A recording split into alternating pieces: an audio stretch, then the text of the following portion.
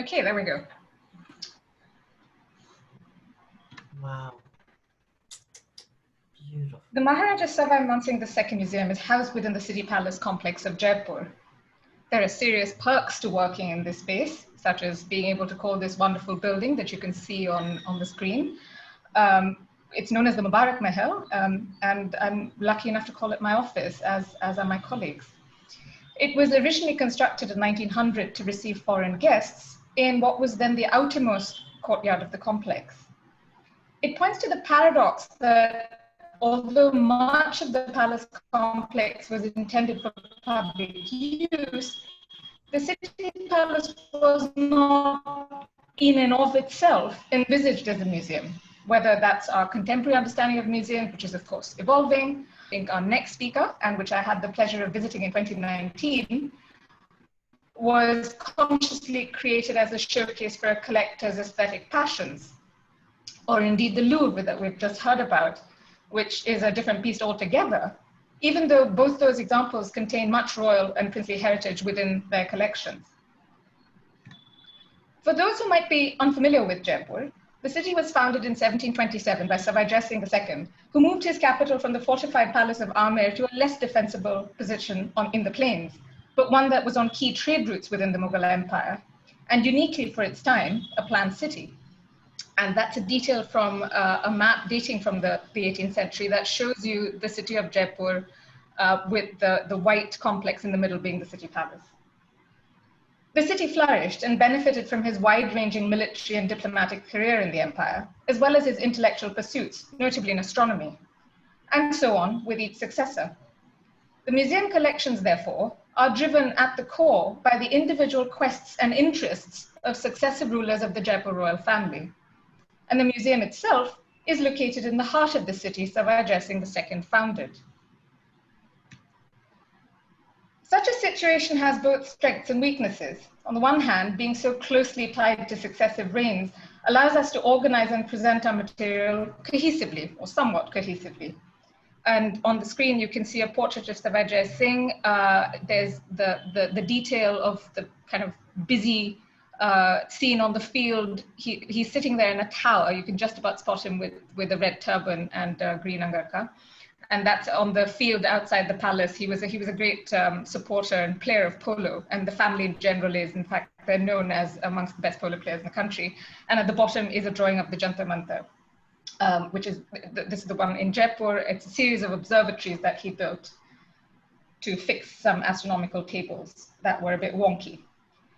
But anyway, what happens though is that international events like art and feminism, for example, present an annual headache for us, because we struggle to find objects that would be relevant to the conversation without being repetitive, because we can't avoid the fact that women are less visible in the collections, as are, for example, non-elites or non-courtly contexts.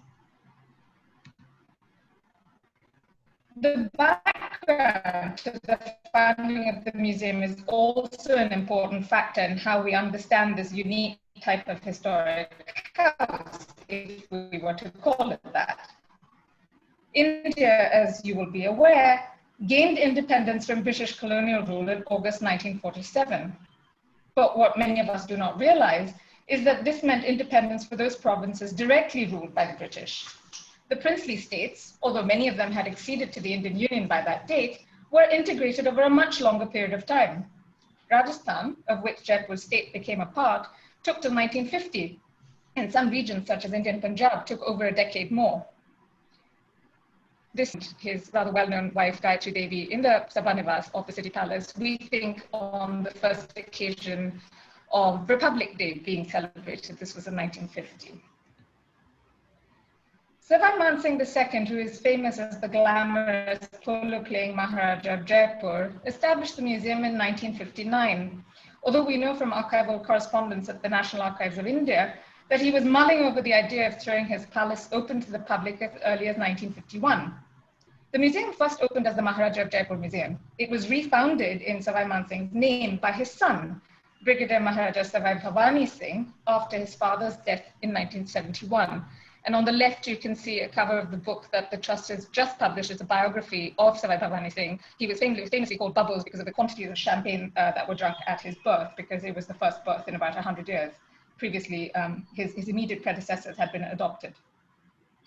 So a full discussion of the interpretive possibilities that this raises, that is the meaning and value of retaining an independent artistic identity for Jaipur by establishing a palace museum, is outside the scope of this talk. But it points to some characteristics that are unique to palace museums in India, which is a generalization, yes, but it's one I'm basing on my experience of having worked for several of them. I've already noted that the museum is physically located at the center of historic Jaipur, which is generally referred to as the Pink City, because of the terracotta wash applied on its walls to mimic the more expensive red sandstone of imperial architecture. But in addition, it also remains at the metaphoric cultural heart of Jaipur. It is still the place from which annual festivals and celebrations commence. And through the collections of the museum, it is the preeminent showcase of the city's artistic heritage and credentials and princely connoisseurship. It is also a working palace and remains the residence of the Jaipur royal family, who are the trustees of the museum.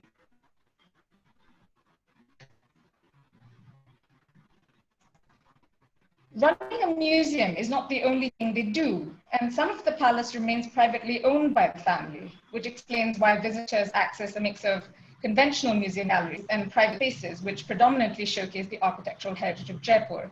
Esther mentioned this, so the image on the left of the screen is a view of Chandra Mahal, which remains with under private ownership, and the image she showed you was from that space, residence within the complex.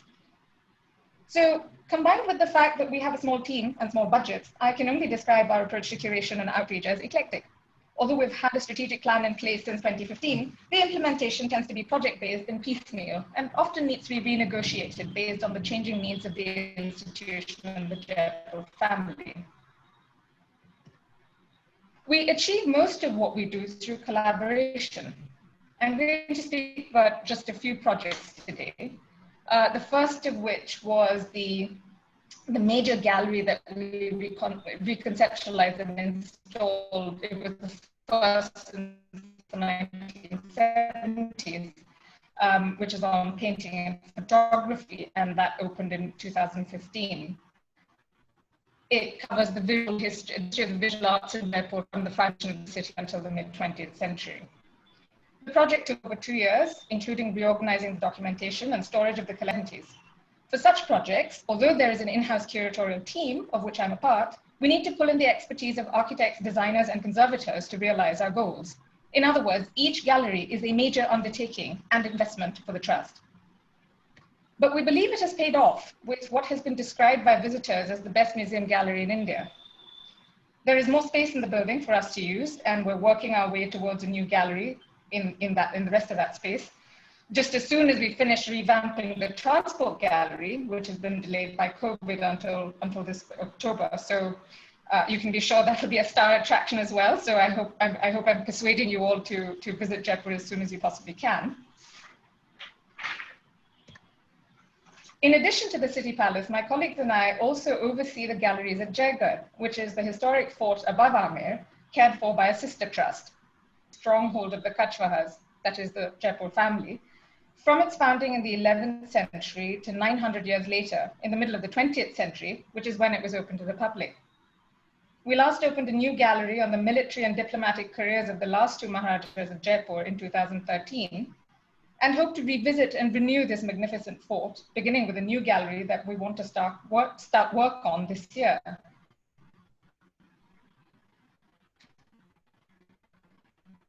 We've also been extraordinarily fortunate in the scholarship that we've been able to attract. I think you'd be hard-pressed to find any Indian collection this well published.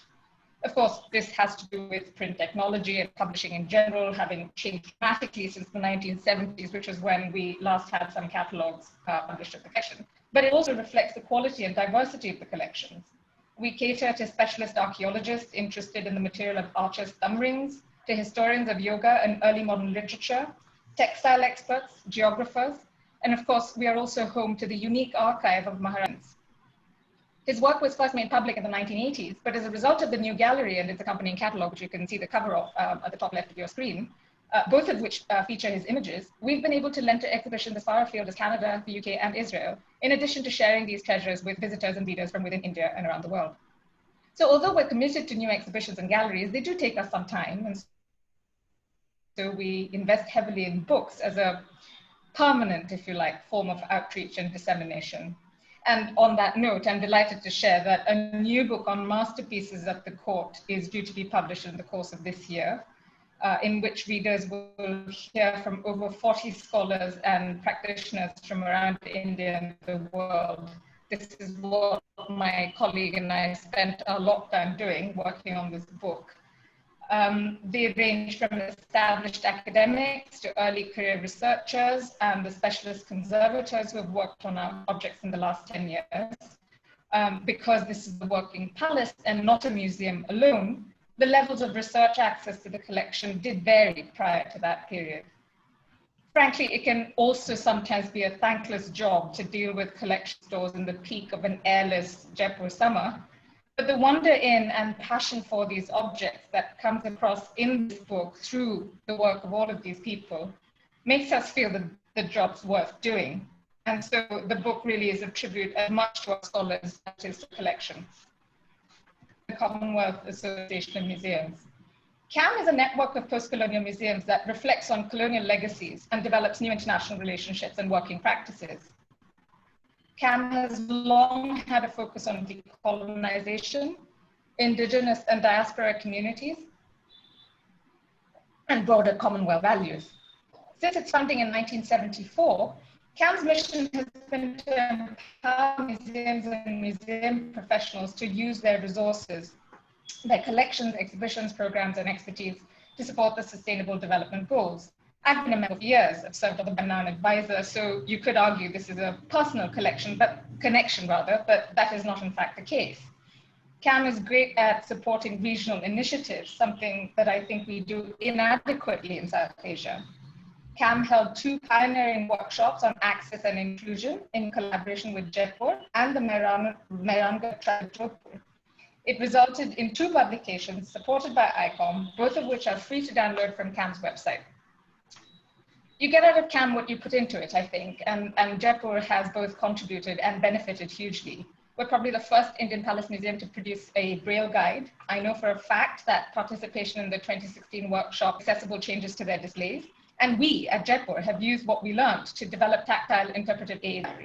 In other words, it changed our curatorial practice. For those who may not be aware, CAM also runs a distance learning program and an internship placement funded by the Government of Canada. And this is because CAM is registered in Canada, which makes it possible to apply for internships. But the important thing is that as a CAM member, we at Jaipur have applied successfully twice as an institutional member, not me personally. The first internship coincided with our first Access workshop in 2016, but it also produced a series of booklets for young visitors, which is the image in the middle of that slide. The internship is meant to be tailored to the host museum's requirements. So ours was creating educational material, but it also supports CAM's engagement and outreach goals in the region. Our current internship got somewhat derailed by COVID, but do please look out for an online exhibition titled Closer Ties that we're collaborating on with a number of Canadian collections of South Asian art. That is a result of and a response to COVID preventing travel to India. I would encourage colleagues from South Asian and other Commonwealth museums to tap into CAM's professional network, but also I'm intrigued and encouraged by the Center for Historic Houses initiative to create a network of palace museums and historic houses in India, and perhaps the wider region, because I think there's great scope for acting in concert, and it is important to find out how we can possibly do so. Mm-hmm. I've copped out a little bit on listing the full range of people who've been involved in the work that we've accomplished over the past decade. As I said early on, we have accomplished what we've done through collaboration. So I'll end there. Thank you very much. Thank you so much. This was a fantastic talk and such a deep insight into the museum, the practice, collaborations, and it shows all your innovative approaches. And I have some of the fantastic books that you published. It's really a great example of what can be achieved in India. So we are very interested from the side of the Center for Historic Houses to support this initiative in any way we can, and through our own network with institutions abroad. So thanks so much. We'll wait with the questions to the end. Please, everyone who would like to ask some questions, use the chat box, and ideally if you could write a Q in front of it so that it's more easily for us to find.